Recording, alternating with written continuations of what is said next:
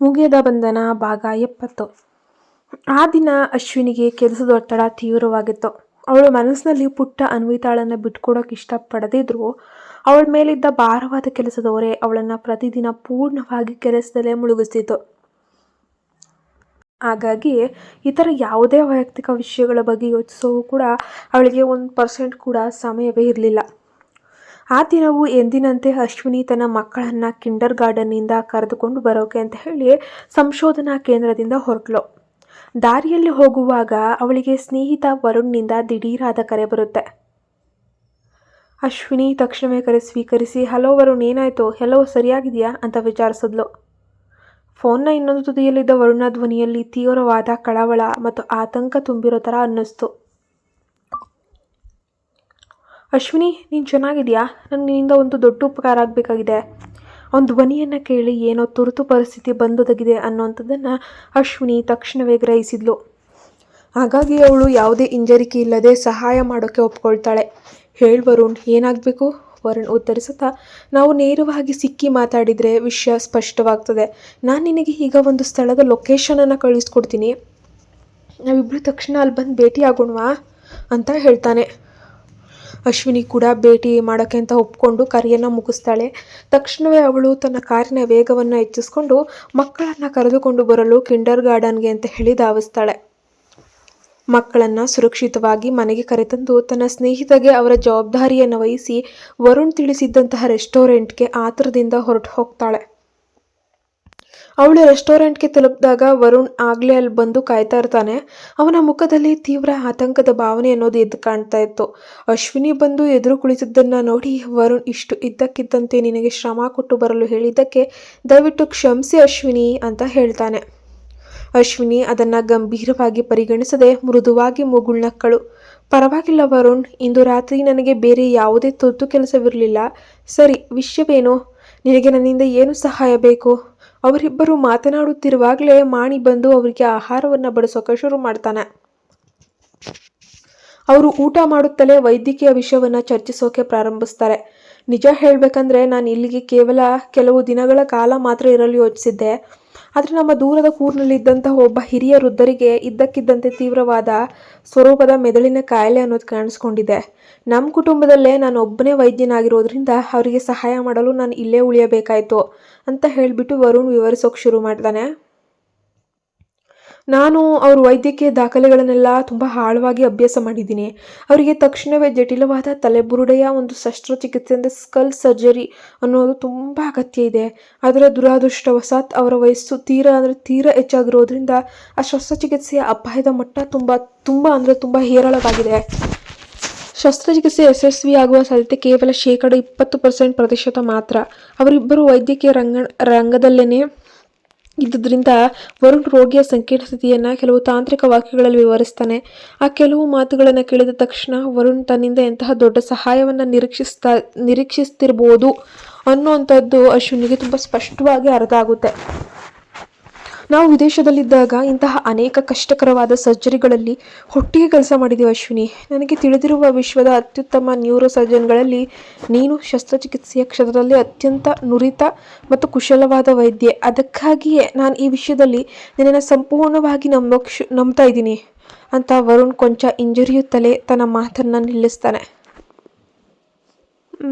ಅವರು ತಮ್ಮ ಮಾತನ್ನು ಅರ್ಧದಲ್ಲಿ ನಿಲ್ಲಿಸಿದ್ರು. ಏನೇ ಆದರೂ ಆ ತಲೆಬುರುಡೆಗಳ ಶಸ್ತ್ರಚಿಕಿತ್ಸೆ ಅಂದರೆ ಬ್ರೈನ್ ಸ್ಕಲ್ ಸರ್ಜರಿ ತೀರಾ ಕ್ಲಿಷ್ಟ ಮತ್ತು ಕಷ್ಟಕರ, ಅತ್ಯಂತ ಅಪಾಯಕಾರಿ ಪ್ರಕ್ರಿಯೆಯೂ ಹೌದು. ಆದ್ದರಿಂದ ಇಂತಹ ಶಸ್ತ್ರಚಿಕಿತ್ಸೆಯನ್ನು ನಿರ್ವಹಿಸುವ ಮುಖ್ಯ ಸರ್ಜನ್ ಅತ್ಯಂತ ಕಠಿಣ ಪರಿಸ್ಥಿತಿ ಮತ್ತು ಮಾನಸಿಕ ಒತ್ತಡವನ್ನು ತಡೆದುಕೊಳ್ಳಲು ಬೇಕಾಗುತ್ತದೆ. ಅಶ್ವಿನಿಗೆ ಮಾತ್ರ ಇಂತಹ ಒಂದು ಅಪಾಯಕಾರಿಯಾದಂತಹ ಹೊಣೆಯನ್ನು ತನ್ನ ಹೆಗಲ ಮೇಲೆ ತೆಗೆದುಕೊಳ್ಳುವ ಯಾವುದೇ ಬಾಧ್ಯತೆ ಅನ್ನೋದಿರಲಿಲ್ಲ. ಆ ಶಸ್ತ್ರಚಿಕಿತ್ಸೆಯ ಅಪಾಯ ಹಾಗೂ ಜವಾಬ್ದಾರಿ ತನ್ನ ಮೇಲೆ ದೊಡ್ಡ ಹೊರೆಯಾಗುವುದು ಅಂತ ಹೇಳಿಬಿಟ್ಟು ವರುಣ್ ಚಿಂತಿತನಾಗಿದ್ದಾನೆ ಎಂಬುದನ್ನು ಅಶ್ವಿನಿ ಕೂಡ ತಕ್ಷಣವೇ ಅರ್ಥ ಮಾಡ್ಕೊಳ್ತಾಳೆ.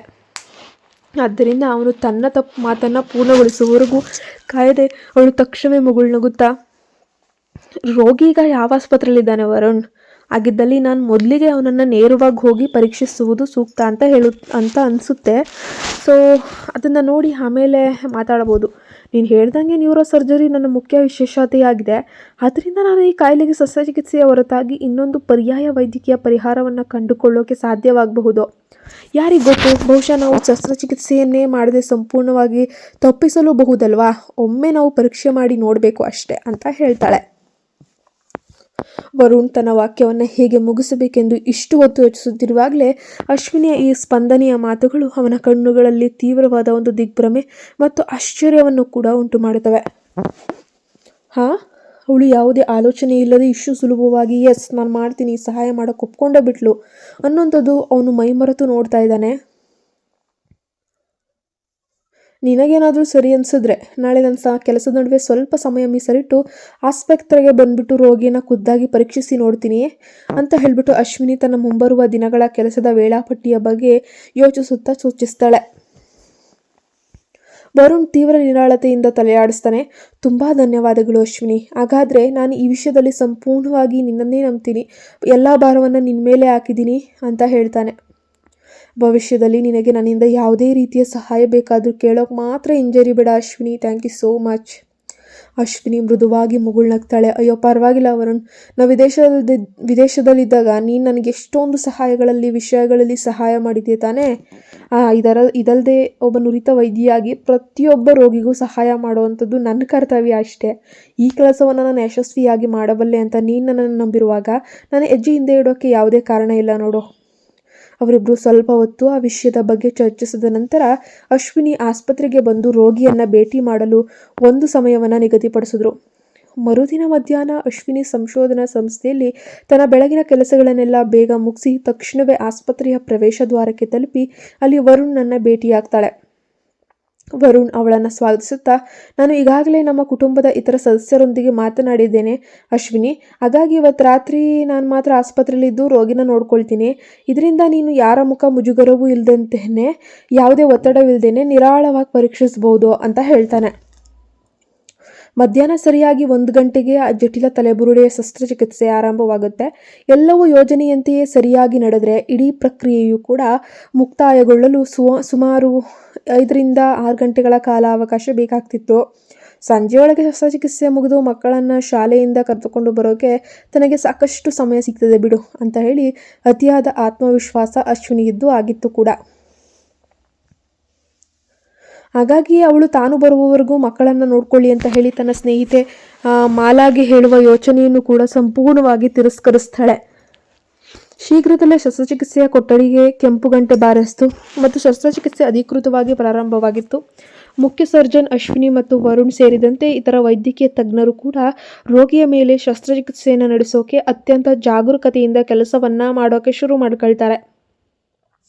ಈ ಅತ್ಯಂತ ಕಷ್ಟಕರ ಪ್ರಕರಣವನ್ನು ಯಶಸ್ವಿಗೊಳಿಸಲು ಪ್ರತಿಯೊಬ್ಬ ವೈದ್ಯರು ತಮ್ಮ ಸಕಲ ಶ್ರಮವನ್ನು ಹಾಕ್ತಾ ಇದ್ರು. ಆದರೆ ದುರಾದೃಷ್ಟವಶಾತ್ ರೋಗಿಯ ತೀರಾ ವಯಸ್ಸಾಗಿರೋದ್ರಿಂದ ಶಸ್ತ್ರಚಿಕಿತ್ಸೆಯ ಮಧ್ಯದಲ್ಲೇ ಇದ್ದಕ್ಕಿದ್ದಂತೆ ಅನಿರೀಕ್ಷಿತ ವೈದ್ಯಕೀಯ ತೊಡಕು ಉಂಟಾಯಿತು. ಅಲ್ಲಿದ್ದ ಅನುಭವಿ ವೈದ್ಯಕೀಯ ತಜ್ಞರು ಸಹ ತಮ್ಮ ವೃತ್ತಿ ಜೀವನದಲ್ಲಿ ಇಂತಹವಾದ ಒಂದು ಜಟಿಲವಾದ ಸಮಸ್ಯೆಯನ್ನು ಈ ಮೊದಲು ಎಂದೂ ಕೂಡ ಎದುರಿಸಕ್ಕೆ ಹೋಗಿರಲಿಲ್ಲ. ಹಾಗಾಗಿ ಅವರೆಲ್ಲರೂ ಕೂಡ ಸಂಪೂರ್ಣವಾಗಿ ಕ್ಷಣಕಾಲ ಆಘಾತಕ್ಕೆ ಒಳಗಾಗ್ತಾರೆ. ಅಶ್ವಿನಿಯೂ ಕೂಡ ತೀವ್ರವಾಗಿ ಒಳಗಿನಿಂದ ಚಿಂತಾತೀತಳಾಗಿದ್ಲು. ಆದರೆ ತಕ್ಷಣವೇ ತನ್ನ ಮನಸ್ಸನ್ನು ನಿಗ್ರಹಿಸಿ ಒಂದು ಕಡೆ ಶಾಂತವಾಗಿಟ್ಕೊಂಡು ಅತ್ಯಂತ ಕುಶಲತೆಯಿಂದ ಸೂಕ್ಷ್ಮವಾಗಿ ರೋಗಿಯ ಜೀವ ಉಳಿಸಲೇಬೇಕು ಅಂತ ಹೇಳಿ ಶಸ್ತ್ರಚಿಕಿತ್ಸೆಯನ್ನು ಮುಂದುವರಿಸೋಕೆ ಶುರು ಮಾಡ್ಕೊಳ್ತಾಳೆ. ಶಸ್ತ್ರಚಿಕಿತ್ಸೆಯ ನಂತರ ದಣಿದು ಹೊರಬಂದ ಅಶ್ವಿನಿಯ ಬಳಿ ಬಂದ ಸುಹಾಸ್, ನಾನು ನಿಮಗೆ ಫೋನ್ ಮಾಡೋಕ್ಕೆ ಪ್ರಯತ್ನಿಸ್ತಾ ಇದ್ರೆ ನಿಮ್ಮ ಫೋನ್ ಸ್ವೀಕರಿಸಲಿಲ್ಲ ಅಂತ ಹೇಳ್ತಾನೆ.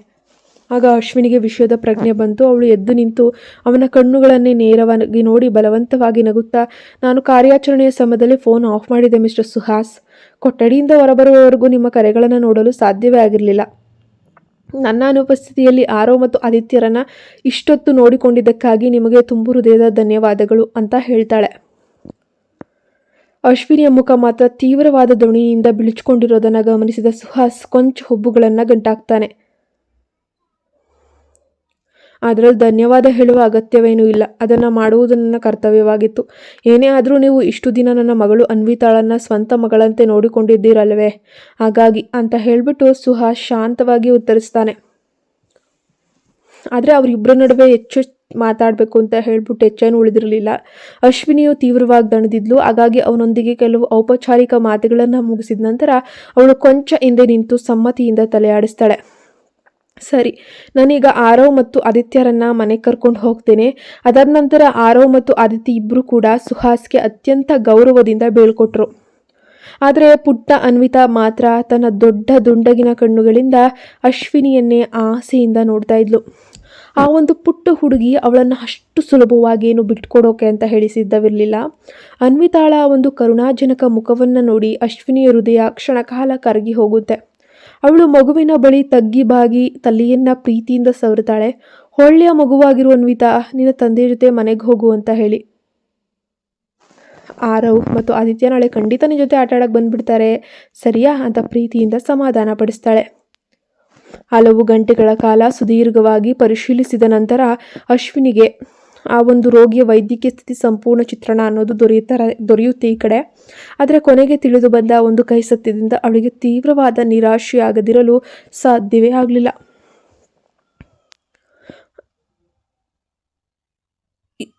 ಎಷ್ಟೇ ಆದರೂ ಕೂಡ ತನ್ನಂತಹ ಅತ್ಯಂತ ನುರಿತ ನ್ಯೂರೋ ಸರ್ಜನ್ಗೂ ಸಹ ಈ ರೋಗಿಯ ಪ್ರಕರಣ ಅತ್ಯಂತ ಕಷ್ಟಕರ, ಅಪಾಯಕಾರಿಯಾಗಿತ್ತು ಅನ್ನೋದನ್ನು ಅವಳು ಒಪ್ಕೊಳ್ಳೇಬೇಕು.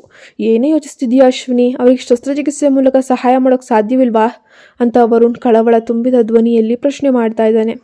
ಅಶ್ವಿನಿಗೆ ಮುಖ ಕೊಂಚ ಬಿಗಿಯಾಯಿತು. ಈ ವಿಷಯದ ಬಗ್ಗೆ ಗಂಭೀರವಾಗಿ ಯೋಚಿಸೋಕೆ ತನಗೆ ಸ್ವಲ್ಪ ಸಮಯ ಬೇಕಾಗುತ್ತೆ, ಸೊ ನನಗೀಗಲೇ ಏನು ಹೇಳೋಕ್ಕಾಗೋದೇ ಇಲ್ಲ ಅಂತ ಹೇಳಿಬಿಟ್ಲು. ಅಂದರೆ ಇನ್ನೂ ಸ್ವಲ್ಪ ಸಮಯ, ಪ್ರಸ್ತುತ ಔಷಧಗಳ ಮೂಲಕವೇ ಅವರು ಇನ್ನೂ ಕೆಲ ಕಾಲ ತಡೆದುಕೊಳ್ಳಬಹುದು. ಈ ಸಮಯದಲ್ಲಿ ನಾನು ಹಿರಿಯ ವೈದ್ಯರ ಪರಿಷತ್ತಿನ ತುರ್ತು ಸಭೆಯನ್ನು ಏರ್ಪಡಿಸಿ ಅವ್ರ ಜೊತೆ ಶಸ್ತ್ರಚಿಕಿತ್ಸೆಯ ಪರ್ಯಾಯ ಮಾರ್ಗಗಳ ಬಗ್ಗೆ ಚರ್ಚಿಸ್ತೀನಿ. ವರುಣ್ಗೆ ಅಶ್ವಿನಿಯ ಈ ವೈದ್ಯಕೀಯ ಪ್ರತಿಭೆಯ ಮೇಲೆ ತುಂಬ ನಂಬಿಕೆ. ಅವನು ಅವಳಿಗೆ ತನ್ನ ಸಂಪೂರ್ಣ ಅನುಭವವನ್ನು ಬಳಸಿ ನಿರ್ಧಾರ ತೆಗೆದುಕೊಳ್ಳೋಕೆ ಅವಕಾಶವನ್ನು ಮಾಡಿಕೊಡ್ತಾನೆ. ಮುಂದಿನ 2 ದಿನಗಳ ಕಾಲ ಅಶ್ವಿನಿ ತನ್ನ ಹೆಚ್ಚಿನ ಸಮಯವನ್ನು ಆಸ್ಪತ್ರೆಯಲ್ಲೇ ಕಳೆದ್ಲು. ಅವಳು ಆ ಜಟಿಲ ಪ್ರಕರಣದ ಬಗ್ಗೆ ಕ್ಷೇತ್ರದ ಪ್ರಸಿದ್ಧ ಸ್ಥಳೀಯ ತಜ್ಞರೊಂದಿಗೆ ಆಳವಾಗಿ ಚರ್ಚಿಸಿದ್ಲು. ಅದರ ನಂತರ ಅವಳು ಒಂದು ಹೊಸ ವೈದ್ಯಕೀಯ ಯೋಜನೆಯನ್ನು ಸಿದ್ಧಪಡಿಸಿದ್ಲು. ಆದರೆ ಆಗಲೂ ಕೂಡ ಆ ಶಸ್ತ್ರಚಿಕಿತ್ಸೆಯ ಯಶಸ್ಸಿನ ಸಾಧ್ಯತೆ ಕೇವಲ 40% ಮಾತ್ರ ಬಂತು. ಕೊನೆಗೆ ಶಸ್ತ್ರಚಿಕಿತ್ಸೆಯ ದಿನ ಬಂದೇ ಬಿಡುತ್ತೆ. ಅಶ್ವಿನಿ ಬೆಳಗ್ಗೆ ತನ್ನ ಮಕ್ಕಳನ್ನು ಕಿಂಡರ್ ಶಾಲೆಗೆ ಅಂತ ಹೇಳಿ ತಲುಪಿಸ್ತಾಳೆ. ಅದಾದ ತಕ್ಷಣವೇ ಅವಳು ಆಸ್ಪತ್ರೆಯ ಶಸ್ತ್ರಚಿಕಿತ್ಸಾ ಕೊಠಡಿಗೆ ಧಾವಿಸಿ ಇತರ ವೈದ್ಯರೊಂದಿಗೆ ಅಂತಿಮವಾದ ಹಂತದ ವಿಧಾನಗಳನ್ನು ಖಚಿತಪಡಿಸಿಕೊಂಡು ಶಸ್ತ್ರಚಿಕಿತ್ಸೆಗೆ ಅಂತ ಹೇಳಿ ಸಿದ್ಧಳಾಗ್ತಾ ಇದ್ದಾಳೆ.